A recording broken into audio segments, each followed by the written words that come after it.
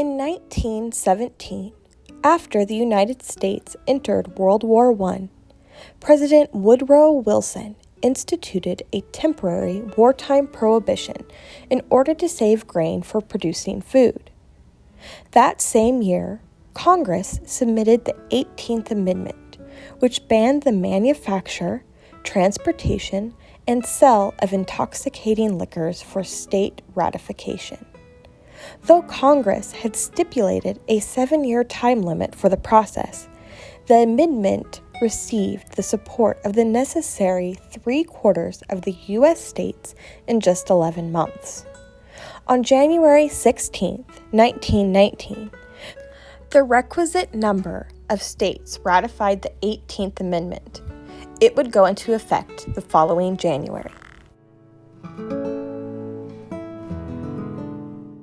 When Prohibition took effect on January 17, 1920, many thousands of formerly legal saloons across the country catering only to men closed down.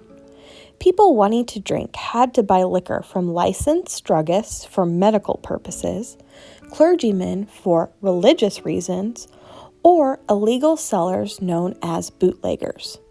Another option was to enter private, unlicensed barrooms, nicknamed speakeasies, for how low you had to speak the password to gain entry so as not to be overheard by law enforcement. The result of Prohibition was a major and permanent shift in American social life. The illicit bars, also referred to as blind pigs and gin joints, multiplied, especially in urban areas. They ranged from fancy clubs with jazz bands and ballroom dance floors to dingy back rooms, basements, and rooms inside apartments. No longer segregated from drinking together, men and women reveled in speakeasies and another Prohibition-created venue, the house party. Restaurants offering booze targeted women. Uncomfortable seating at the bar was replaced with table service.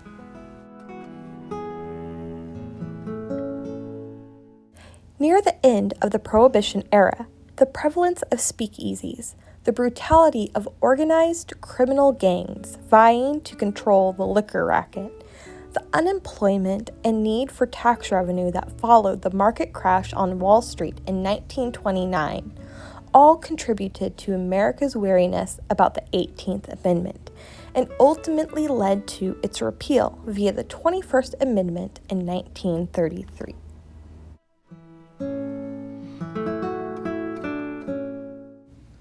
Along with the Prohibition era came other new laws and state regulations. In the 1920s and 30s, many states passed gin marriage laws, which got their name because they were designed to keep drunken couples from marrying after gin parties during Prohibition. In 1927, the Pittsburgh Press said, "It was believed that a 3-day cooling off would temper the ardor of unruly, impetuous maids and swains." California was the first to pass such a law in 1928. It was criticized for decreasing the number of weddings. In the first 9 months after the law was enacted, there was 5,786 fewer marriages than in the same time period of the previous year. The Human Betterment Foundation praised the law, noting that in 1932 in Los Angeles, 569 licenses went unclaimed after the end of the waiting period, most of which the HBF said were probably freak marriages, fraudulent marriages, drunken marriages, runaway marriages, and others whose abandonment was the gain to all concerned. Oregon, along with many other states, passed its own gin marriage law in 1933, requiring a 4-day wait.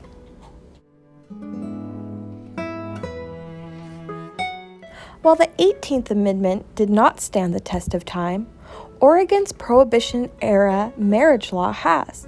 Today, the wait time is slightly less than when originally passed.